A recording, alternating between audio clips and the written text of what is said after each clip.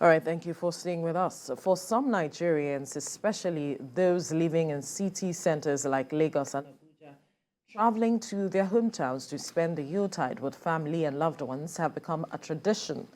But this year, many who wish to travel are canceling those plans due to the high cost of transportation induced by rising inflation and further compounded by fuel scarcity that has seen the price of petrol rise astronomically. Road trips, which used to be one of the most affordable means of travel for many Nigerians, have now become a luxury. A survey carried out by BusinesDay at departure terminals of some popular interstate transporters shows that travelers who used to pay between 11,500 naira to 12,500 naira per trip were charged between 27,500 naira and 31,500 naira on a one-way trip from Lagos or Abuja to Owerri, the Imo State capital. When will this perennial problem of fuel scarcity become history in Nigeria? We have in the studio oil and gas consultant Bala Zaka. Good morning. Thank you for joining us. Thank you. It's great to see you. Thank you, Mike. Welcome. And via Zoom is the National Operations Controller of the Independent Petroleum Marketers Association of Nigeria, Mike Osati. Good morning. Thank you for joining us on TVC Breakfast, Mike. Good morning, Nigerians. Great. Right, let me begin with you. The last time we had this conversation about fuel scarcity, we had your chairman speaking with us, and he told us that in a matter of days, these fuel queues we would not see these fuel queues because there was an arrangement with NNPCL that saw that they ensured that they supplied about 300 of their members' tankers to go across Nigeria to deliver fuel across the country. Yet we are still seeing these fuel queues. What really is going on? What was that arrangement with NNPCL? Yeah, thank you. Good morning. A few weeks ago, NPC through the retail has engaged Ipman to be giving us petrol products at 140 naira per litre. But that has not started, but the arrangement is ongoing. We have submitted names, and we hope that by January, the event will start. But coming back to your question about train trucks, yes, the train trucks is nothing to the system, and is part of clearing the backlogs of tickets that have been paid for so many months that was not loaded. But that be as it may, Nigerians should know that Ipman members buy from third party for so many years. That is why we have increase in price. But now that NPC is ready to, and the new MD, Mr. Stockman, who has agreed to be giving us product directly at official price. But however, Ipman members nationwide are about 8,000 members. 8,000. So for us, for the product to go runs, it will take some time, but at least let us start from somewhere. And since he has agreed to work with us and to be giving us the product directly through Port Calabar, Lagos, so I think we should expect some relief to Nigerians. And I can assure you, if the product is given to us directly, we are going to comply with the rules and regulations of the system. Let me stay with you, Mike, for obvious reason here. The point there is, this assurance you're giving now is the same assurance that has been given before. Your chairman, the NNPC and all of the chain, they've given all these assurances to Nigerians before. What is really the problem? We need to be able to identify what the challenge is right now, because before now, Nigerians thought that we had finally settled and mastered what distribution of oil is, and all the queues will never appear again. What was really the challenge right now? Yeah, thank you. When you have a monopoly system in any system, there's bound to be some kind of shortfall in the process. We are aware that NNPC is the sole importer of of petrol by virtue of being subsidized, and there can be some gap in their planning. And in as much as we don't have control of importation, there's bond, and not all the stakeholders have control of the supply chain. So what an NPC is so important, then there's going to be some problems. So, but once the other players are being allowed to come into the system to bring info to the country on whatever template they agreed, then all this mess or gap will disappear. You can agree with me that we don't have this problem in diesel at all. Even innovation fuel, I mean, it can be expensive, but we do have that problem. But once the system is regulated, then there won't be this problem of short supply, because the main thing is supply. When supply is on there, then and demand is at with the supply, then you are bound to see this problem. But we should be hopeful now that the principal aspirants for the presidency have agreed that they're going to regulate, and even the present government also going to regulate by June. Then we should expect that our days of this suffering is numbered. And I can assure you that once it's regulated, then Nigeria, we have relief. Yeah, it can be expensive, but at the same time, you cannot eat your cake and have it. But I can assure you that the problem is supply from NPC. If you agree with the product, we're going to say. All right, let's bring the conversation into the studio. Mr. Zaka, you were here that day. We had this conversation. Yes. Correct. And again, he is mentioning that, saying that the matter here is a matter of supply, and that if there is the regulation and all of it, like we see with diesel, we may have high costs, but then we'll not have issues with supply.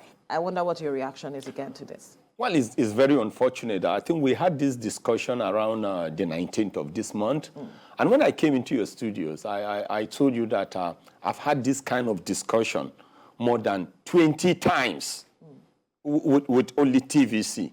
And early this year, I think I was with Mike, and I brought a chemistry textbook, and you were laughing, and I was trying to explain. An elementary chemistry test. And I told you, and I stand to be challenged by any process engineer or chemical engineer or petroleum engineer that refining is not basic chemistry, or refining is more complex than compared to heart surgery, kidney transplant, or even cesarean operations. You know, I was happy. The last time we were here, you were also here. When we discussed, what did their chairman or president say then? Yeah. He said it was going to be resolved within days. But even around that time, we were told that Nigeria had about 1 billion liters of PMS in stock. Before that time, we were told that there was something happening around a Papa axis. And I told you, I said, we have run out of, I'm sorry to use this word, lies. At a point, there was a time we were told it was due to smuggling. People like me knew it was not correct. We were told it was due to coronavirus. I knew it was not correct. We were told it was due to Russia, Ukraine, and I kept telling you that even the concept and the model we're using was the wrong model. I remember saying here that what Nigeria is doing practically, shamelessly, is that, you have so much beans, you're producing so much beans, but every time you want to buy moi moi or akara, you go out to buy from somebody else that does not even produce beans. We have a case where you cultivate so much cassava, but if you want something like gari or tapioca, you have to go to somebody and buy, and that person probably does not even produce cassava. Okay, the gentleman now is saying, when it is finally deregulated in June, if I heard him. So you're telling me that Nigerians need to wait till June 2023. To be honest, people don't understand what it means to have leaders. And sometimes we don't understand what it means to discuss like this and get ourselves being to the whole world. That's something people don't understand. But in most of my discussion, quote me that I said, Once I'm out of these studios, some people will call from Canada. Some people will call from the UK, from the US, that they watch this program. So do we know that we are just making a nonsense of ourselves? As I speak to you now, with all those excuses, it is very clear that Nigeria is still running the wrong model. How can you be talking about deregulation? Some of us talked about this before the PIA, and I said deregulation will grind the economy. When you talk about economy restructuring mechanisms, you look at sectors, because when you talk about restructuring mechanism, basically you're talking about public sectors. Some sectors can be privatized, they will do well. You liberalize some, they will do well. You deregulate some, they will do well. You commercialize some, they all do well. But in the context of the downstream sector of the Nigerian oil and gas industry, again, when you look at Nigeria, and look at Nigeria as a country that has about 200 million citizens, relying on less than 10,000 megawatts of electricity, that tells you are going to have energy crisis. So you just have no option than to look at this fuel as an energy source. And to that extent, if you toy around with it, you will collapse your economy. Because we are talking about a country where, first of all, minimum wage is about 30,000 Nigerian naira. It cannot buy one bag of rice today. Minimum wage of Nigerian citizen per month. That 30,000 naira cannot buy a 50-liter jerry can of diesel. Quote me that I say so. You're talking about a country where the minimum wage has been eroded by inflation. You're talking about a country where the import-export differential is heading towards zero and negative. That tells you, first of all, that your GDP has been rubbished. That is the kind of country you're talking about. And you're talking about a country where we are supposed to have leaders. And because of this discussion, this is my definition of leaders.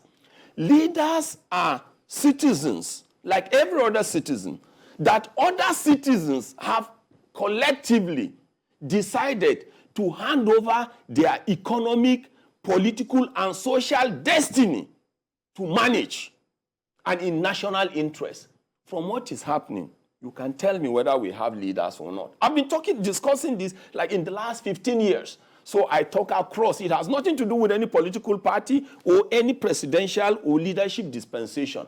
You're talking about a country where if we discuss today, we were talking about policies. And in the context of this discussion, because after that I will ask, what is the policy on energy? What is the policy on oil and gas? For me, policies are statements that are supposed to define the national philosophy of a country and must be seen to be reflected in the political thinking of their leaders.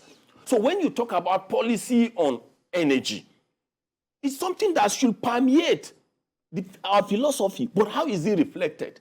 And as I speak today, we ran out of light. There was a time we were told that it was because of smuggling. It's clear we have reached a cul-de-sac. We were told it was because we wanted to enrich other nations, and I said it doesn't work that way.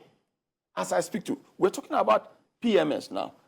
I told you deregulation will destroy Nigeria, because you're talking about a situation where you are deregulating the price of something that has no substitute. It doesn't work that way. Some people will say, no, it was because telecoms was deregulated, and that's why we are doing well. And I said it wasn't deregulated, it was liberalized. And even if it wasn't liberalized, technology will have forced Nigeria to be on the right track. Sir, with due respect, as I speak to you right now, Nigeria is on the wrong pedestal. Everybody that talks, whether Ipman, Moorman, or whoever, they keep saying the imported. So it simply tells you that there is this insistence that Nigeria must remain an import-dependent country. When you talk about distillates, we have deregulated or removed subsidy on the price of diesel. We have deregulated and removed subsidy on the price of aviation fuel and kerosene. What did they say was going to happen? They said there was going to be competitive pricing, things are going to fall. Quote me that I said, before we deregulated, a liter of diesel was 80 naira. It is about 800 Nigerian naira. Where are the investors? The only thing you have noticed is that strategic industrial sectors have collapsed, strategic domestic sectors have collapsed, and strategic commercial sectors have collapsed. Before I got into this studio, I wanted to take my time to check between you and I the quantity of diesel you are spending or you are expending to run this place. There is no way you are going to break even. So it's very clear that the Nigerian economy is heading towards a cliff and will collapse into the valley. We just have to recalibrate the strategies. All right. Let me bring Mike back in here. Mike, you have offered an explanation earlier, and it seems Nigerians are not as satisfied with the explanation, because it seems it's the same rhetoric every single time. But talk to us, because before now, all of you, your organizations and associations have said, okay, you're in support of the Petroleum Industry Act, we used to be PIB, and now that the PIA has been signed, Nigerians expected that all of these things should have been over. What is the IPMAN and all your associations, how are they fitting into the PIA for there to be a regular supply of oil?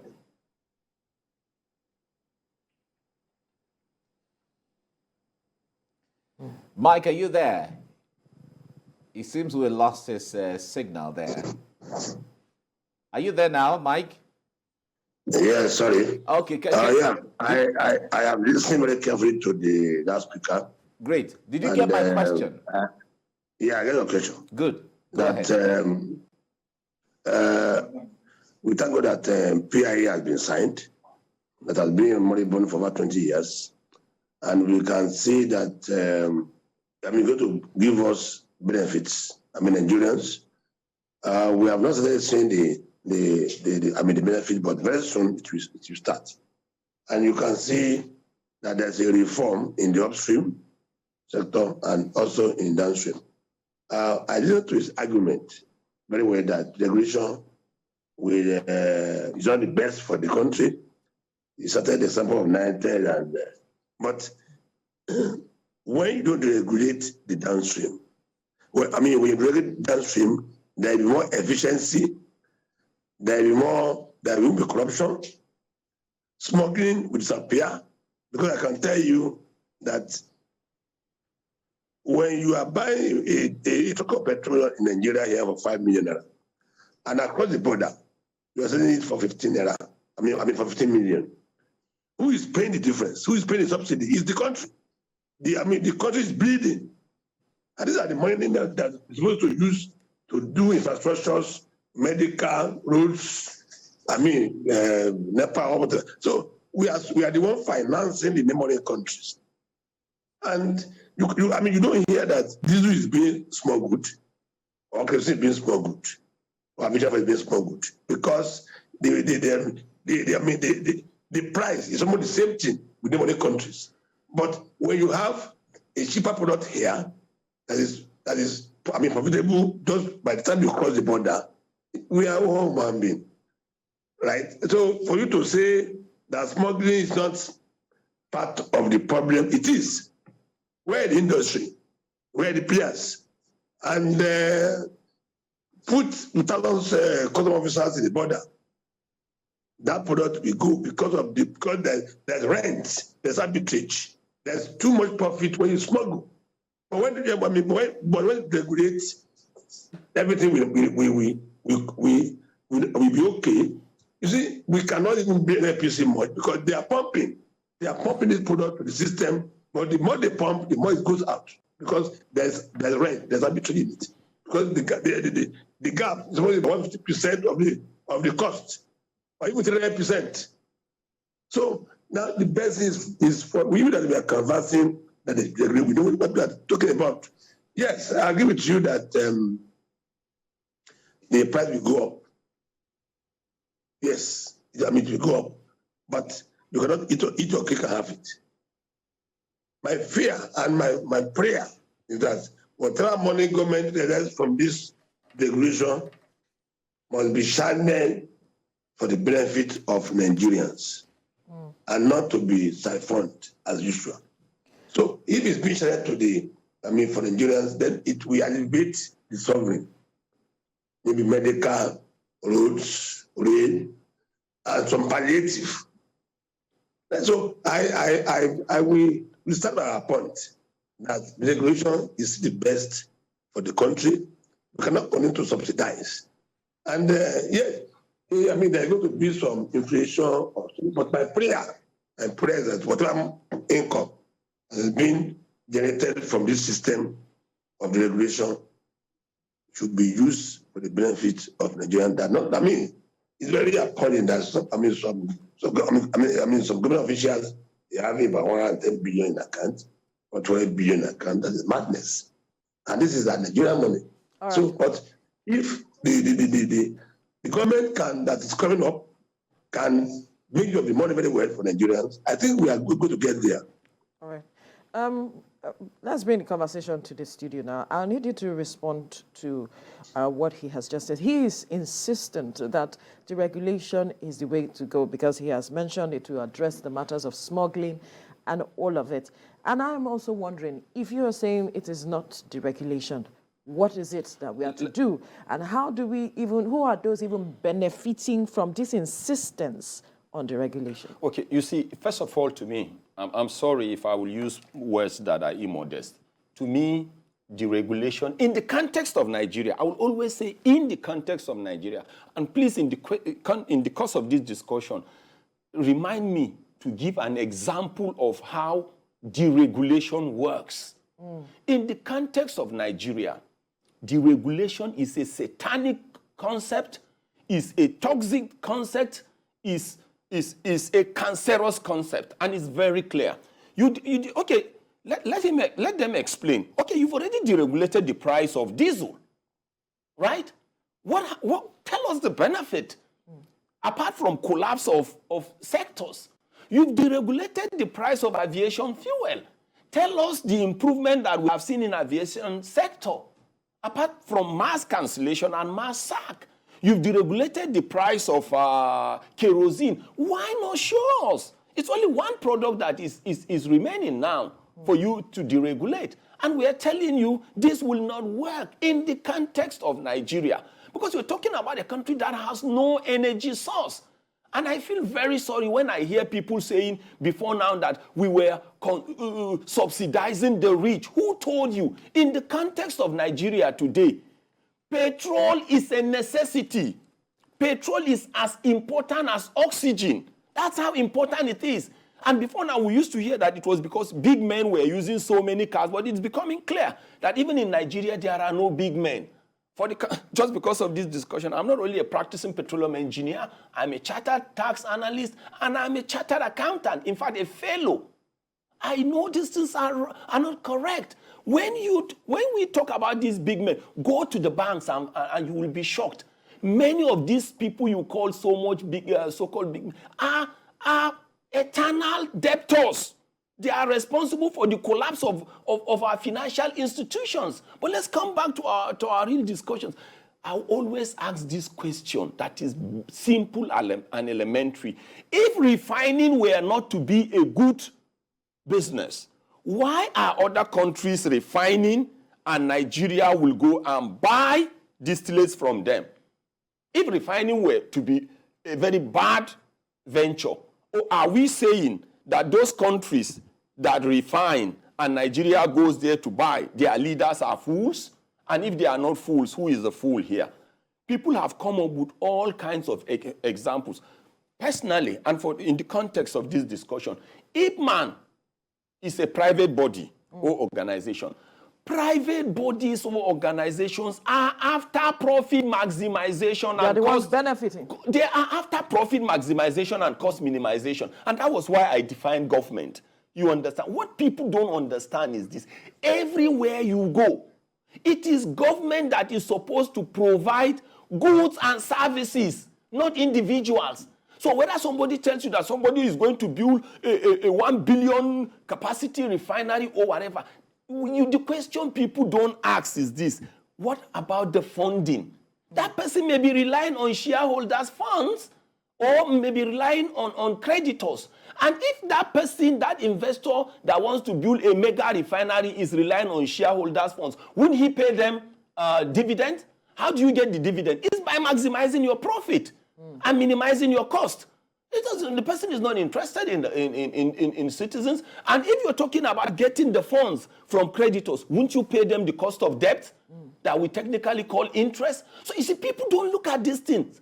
It's only in Nigeria that I will hear that somebody is trying to build a mega refinery and whatever. You see ministers going there, governors going there, National Assembly going there. And I one day asked somebody, a legislator, and I said, have you heard that in a place like US, the government of US will go with the governors, commissioners there to go and greet either Bill Gates or to go and greet Elon Musk or this guy that is in charge of Mike Zuckerberg of Twitter and say, we came to visit you because you have come up with technologies that... No, these are private citizens. What government does is to protect her citizens, but make sure they pay or they comply with their civic responsibilities of paying taxes and levies.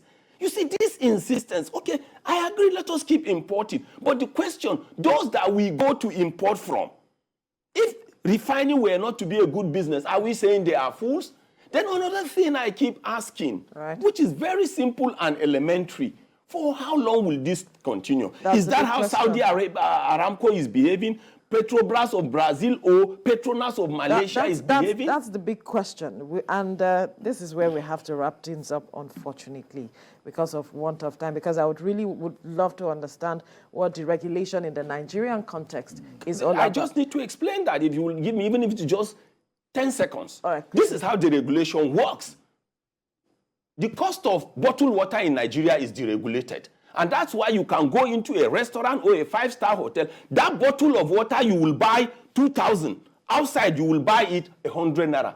And Nigerians complaining. The reason why Nigerians are not complaining is because you have other ways of getting the same water through the well, borehole, and river. But in the case of petrol, will you put a gogoro there? Will you put palm oil there? It has no substitute. You can't deregulate the price of product that has no substitute as a country, nation, or as leaders. All right. Your 10 seconds is well spent. Say it was well. Thank you. Balasaka, we must thank you. And Mike, on the Zoom, we must thank you as well for your time on the program. We need to wrap things up and move further now. Thank you. All right, we'll take a break now. When we return, it will be time for some news updates. Stay with us.